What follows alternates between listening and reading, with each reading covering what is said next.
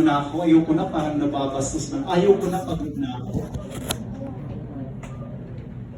Huwag mong pipilit, hindi ako mag-graduate. Tapusin natin to. I need a data now, especially you. Kung ayaw na huwag mong pipilitin, maghanap ka na lang ng iba. Do you understand? Huwag yung pipilitin. A professional opinion about the alternatives.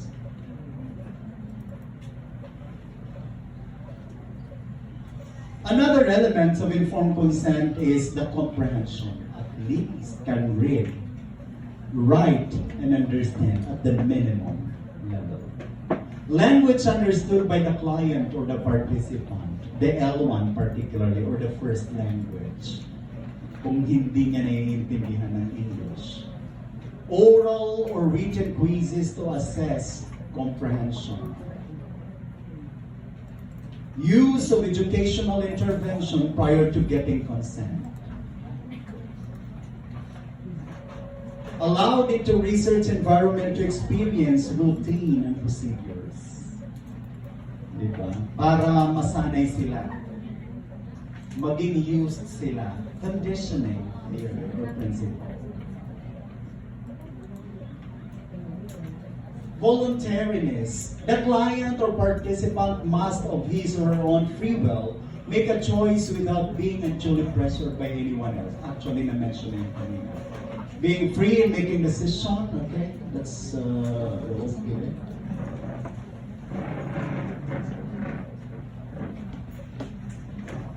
Competence. Patient's capacity for decision making. One is considered competent when one has made the decision. One has the capacity to justify one's choice, like give reasons for one's choice, and one justifies one's choice in a reasonable manner.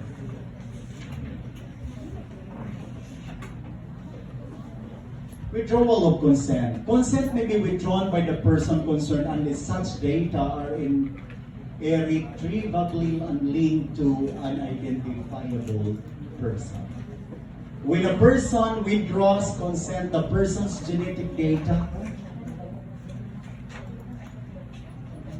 proteomic or chemic data and biological samples should no longer be used unless they are irretrievably unlinked to the person concerned. If the person's wishes cannot be determined or are not feasible or unsafe, the data and biological samples should either be irretrievably unlinked or destroyed. Diba? Huwag mo lang pabayan kasi baka pakinggan pagbasahin or panoorin.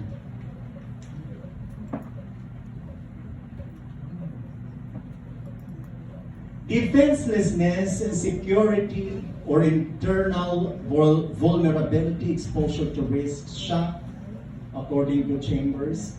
The characteristics of a person or group in terms of their capacity to anticipate, cope with, resist, and recover from impacts of hazard. Production, consumption, assets, and claims or entitlement. Vulnerability is multi-layered and multi-dimensional social space defined by the determinate political, economic, and institutional capabilities of people in specific places at specific times. Also, vulnerability and capacity, resilience, protections of one's livelihood.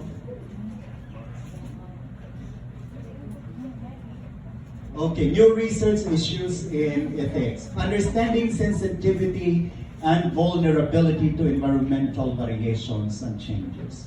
Human consequences of environmental change depend on the sensitivity and vulnerability of social systems and their ability to adapt to environmental change.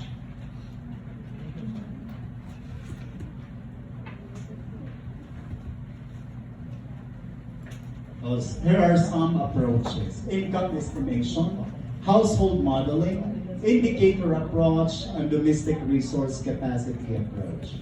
Like the income estimation, incomes are estimated at various levels to determine if sufficient income was generated to purchase food, Large secondary data sets required. Household modeling, household food economy surveys done, and how remittances contribute to family cash income.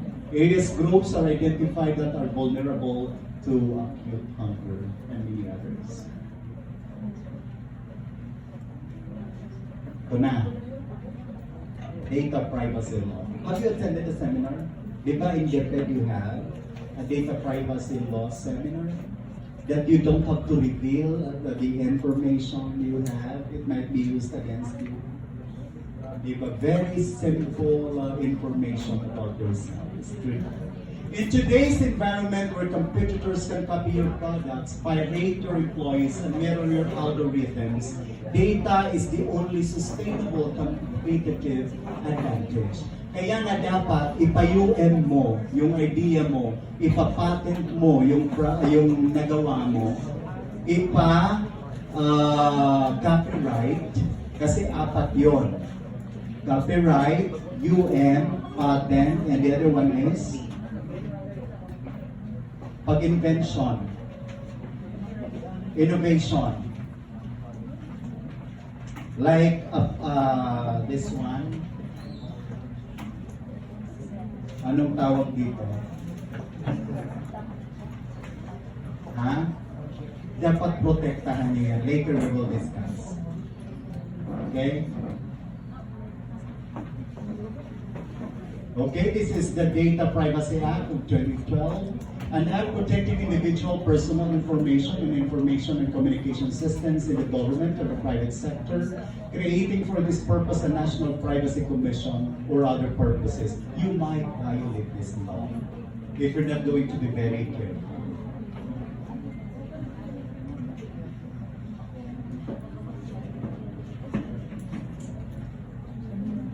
Okay, these are the key rules in the Data Privacy Act.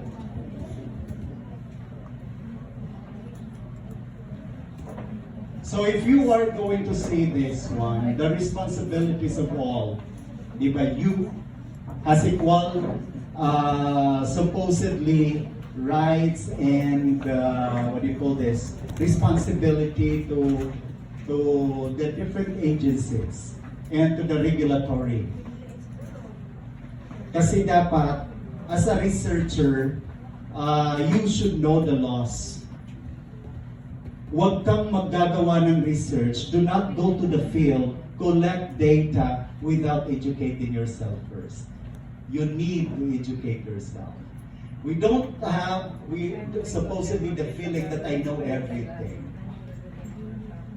Hindi mo dapat sasabihin yun. Kasi nagpi-PhD ka na, nagma-master ka na. Sasabihin mo, I know everything. Maybe because we don't have the monopoly of knowledge. Do you understand? You might know these things, but you don't know many other things. So you have to respect the knowledge of one person and the others. Because it's a complementing principle or cycle. What he knows might be things that you don't know.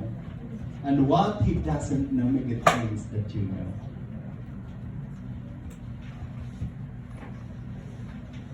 Ayan, ang daming rights of the data subject or participant. Right to be informed. Right to object. Right to access. Right to data. Sasabihin niya, patingin nga kung talaga yun ang sinabi ko, ipakita mo. Ha? Hindi sasarilinin mo lang. Ipakita mo. Right to object. No. Ayoko na ng mga usapang ganyan. Kasi you have to be good at talk management. I mean, as a person interviewing, you should be the best management of the talk.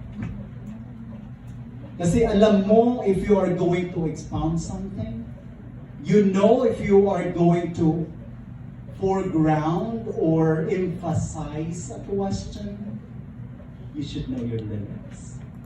Right to data portability, right to correct, rectification, right to erasure or blocking, Right to file a complaint against you as a researcher. Right to damages. Sinisira mo na, hindi ako nakatulog. Dahil sa mga katanungan mo, grabe ka. Anti-vexation law. Di ba mga ganon? Then transmissibility of rights. Ang dami, no? Dito pa na ako para hindi kayo magtapos kayo. Dapat nga maging risk taker kayo. Okay. Classification of personal data.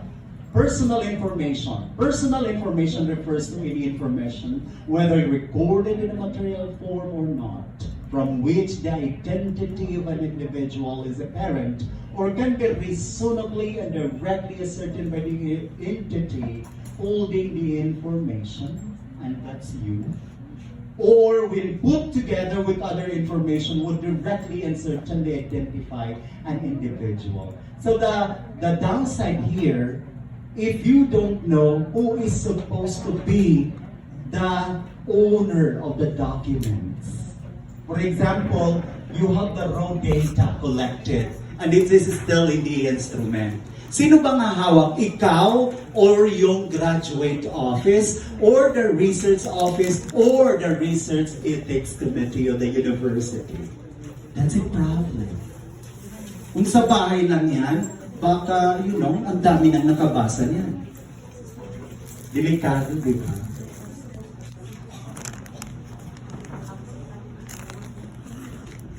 Refers to personal information about an individual's race, ethnic origin, marital status, age, color, religious, philosophy. Hindi mo sasabihin, yung mga maiitim dito kayo, mamaya ko kayo na yung mga pangit, yung mga bakla, LGBTQ, mamaya na kayo. Walang hiyakan. Dapat hindi ganon. You have to respect the race, the identity. Diba? Then, social security numbers, previous or current health records, licenses or its denial, suspension or revocation, and tax returns. These are sensitive personal information. Diba, Papa? It's readily available, secondary data. Pwede kong kunin yun. Anyway, it's for the research purposes. Kasi my professor told me, if it's going to be research purposes or for research activity, it's okay not to get the data.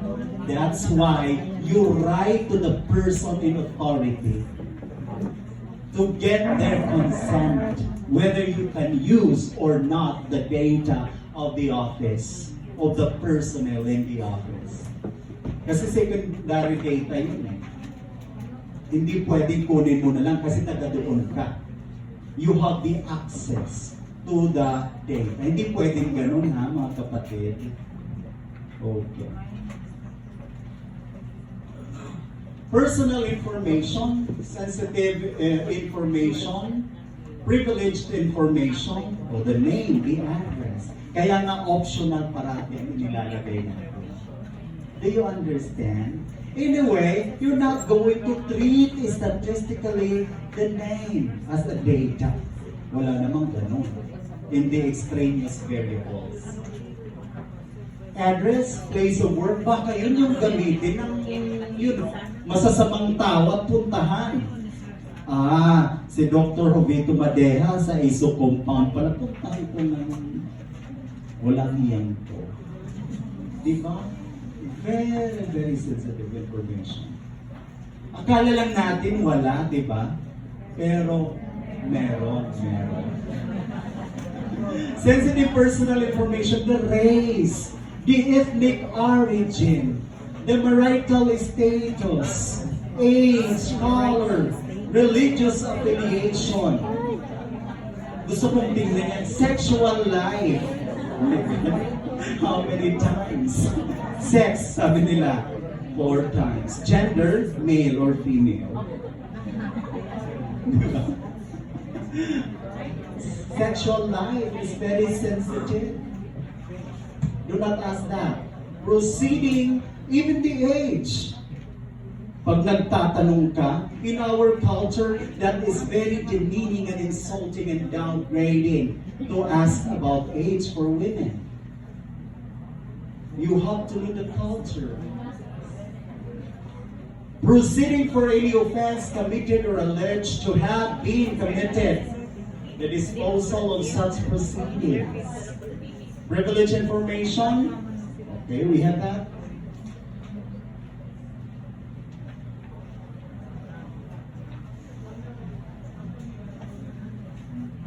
Ayan o. Gets nyo na? Personal data life cycle. Acquisition. You collect the data. That's acquisition. Storage. Saan ang storage mo sa kwarto? Sa computer mo, ininakaw yung laptop mo. Delikado yan. Cellphone na iwan mo. Gusto yun ng mga scandals. Use. Treat the data immediately. Kasi may timeline ka eh. May timetable ka. Then transfer the data. Then distraction. Key consideration when listing your personal data. What personal data do you collect? In what form and through which channels? Kaya nga, in writing your dissertation or thesis, do not write there, Biliran National High School. Use codes. Diba? About performance, academic performance and time management of work performance and time management of teachers in Biliran province. Ayan. Did you have a comparative analysis of the different secondary schools? Pinangalanan mo, Biliran National High School, Naval National High School, whatever. Bawal yan. Use codes, not the name of the institution. So, talaga bang ganun kami? Diba? Pero, dapat coded sila. How is it used? Who is this data shared with internally and externally? Who is authorized to access this data? Where do you keep your data? Is very important. How long do you keep your data?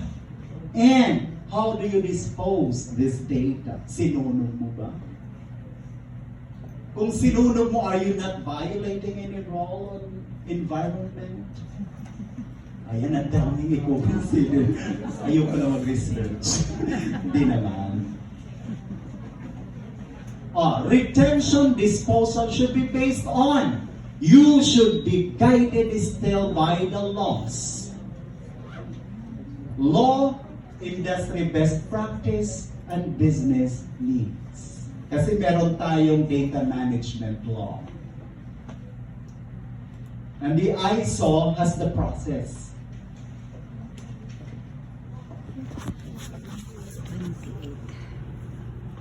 Five pillars of compliance: data protection officers, privacy impact assessment, privacy management program, and privacy manual of the university. Dapat, I don't know kung meron ng, ma'am, in the university, do you have UREC or University Research Ethics Committee? Trained by FLED or FLED? Or you are still in the process? Okay. Still in the process. Kami din naman. In my term as director, ngayon we have series of trainings. Kasi gusto ko even the students research, gawa ng policy on research ethics. Kasi may mga teacher ginagamit yung student research. Kasi sabi nila, kami naman ang gumastos. Hindi yan pwede, ha? Kami naman ang advisor. Hindi yan pwede, ha? Diba? Personal data shall be processed fairly and lawfully, processed only for specified lawful and compatible purposes. More to be very careful.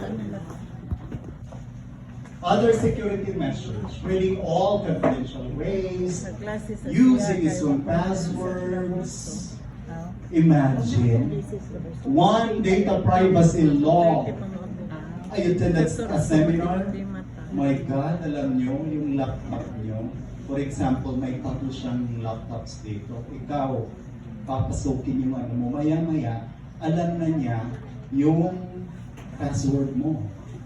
Imagine. Nakakatakot yung hacker. Nakakatakot. Kaya, merong yumayaman na nasa bahay lang.